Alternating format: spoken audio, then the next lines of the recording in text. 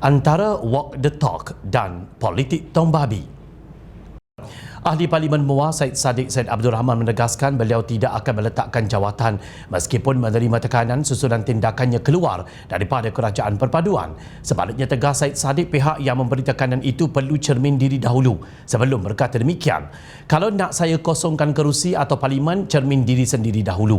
Mereka yang menjanjikan kepada rakyat dan dipilih oleh rakyat mendapat mandat oleh rakyat berdasarkan platform integriti melawan rasuah tidak boleh gugurkan kes, sebab itu mereka dipilih. Kalau mereka berani pergi balik kepada rakyat, adakah mereka akan dipilih? Kalau sebelum PRU mereka janjikan menang kita gugurkan kes, mereka akan dipilih atau tidak? Katanya dalam sidang media di Parlimen semalam di Petik Sinar Harian. Syed Saddiq dalam pada itu turut memberi respon berhubung kenyataan Menteri di Jabatan Perdana Menteri Undang-Undang dan Reformasi Institusi Datuk Seri Azalina Osman Said yang mendakwa kerajaan ketika ini adalah kerajaan walk the talk. Sebaliknya, dakwa Syed Saddiq kerajaan ketika ini tidak mengatakan janji kepada rakyat dan ahli Parlimen pembangkang. Ahli Parlimen Machang Wan Ahmad Faisal Wan Ahmad Kamal pula dalam gaya kebiasaannya sebagai seorang pakar istilah jargon politik menganggap kerajaan ini sebagai pengamal pocket barrel politik atau politik tong babi.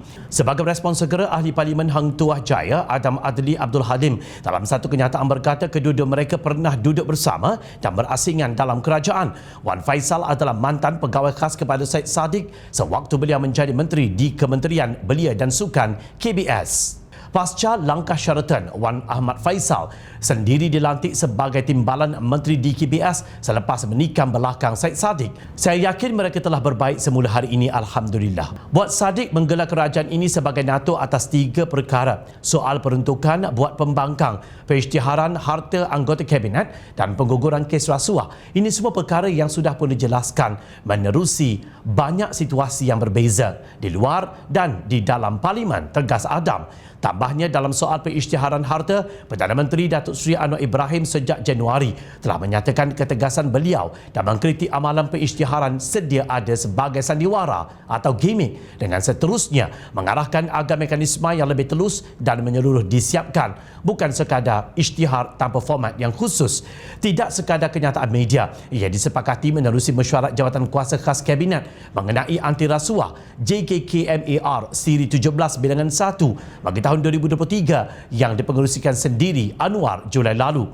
Dua perkara lain pula, pengguguran kes mahkamah yang tentu sekali saya yakin merujuk kepada kes timbalan Perdana Menteri Datuk Seri Dr. Ahmad Zahid Hamidi berbanding kes ahli Parlimen Pagoh Tan Sri Mahyadi Mak Yassin telah dijawab dalam Parlimen hari ini secara terperinci oleh Datuk Seri Azalina Osman Said atas kapasiti dirinya sebagai menteri yang menjaga undang-undang dan reformasi institusi, ditandai dengan komitmen kerajaan hari ini untuk memisahkan kuasa peguam negara dan pendakwa raya.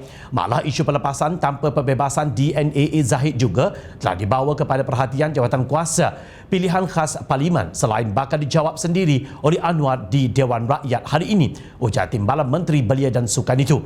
Di masa yang sama, dalam soal peruntukan buat pembangkang, sudah berulang kali dalam Dewan diingatkan untuk mereka memulakan rundingan bersama kerajaan dalam soal tersebut. Langkah yang sama dibuat oleh Pakatan Harapan dalam penggal yang lalu.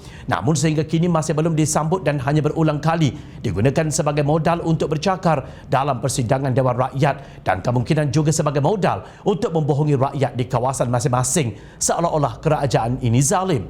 Tertanya juga bagaimana dengan peruntukan di Muar yang sempat berada dalam blok kerajaan, sudah habis dibelanja atau bagaimana? Justru tegas Adam Adli, soal NATO ini eloklah Presiden muda itu jangan hanya cerminkan kepada perkara yang ikut seleranya sahaja, cerminkan juga kepada dasar-dasar kebajikan rakyat yang dikemukakan menerusi belanjawan 2023 yang lalu dan inisiatif yang sedang berjalan dalam menoktahkan kemiskinan tegar, menyelesaikan masalah dan keperluan asas rakyat termasuk sekolah dan fasiliti kesihatan, bekalan air bersih, pemulihan ekonomi pasca pandemik dan transisi tenaga yang bakal bermula kelak. Buat Ketua Pemuda Bersatu, entah dari mana datang idea politik tong babi yang dinyatakannya itu. Sedangkan kawasannya sendiri di Machang adalah salah sebuah kawasan yang turut menerima peruntukan besar mencecah 1.44 bilion ringgit buat negeri Kelantan dalam bentuk infrastruktur asas termasuk jalan raya dan jambatan. Sudahkah ianya digunakan atau bagaimana?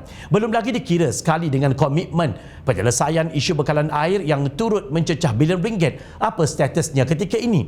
Tertanya juga, adakah politik tong babi ini turut mengambil kira berapa banyak juga tong minyak masak yang dimiliki oleh anak pemimpin Perikatan Nasional?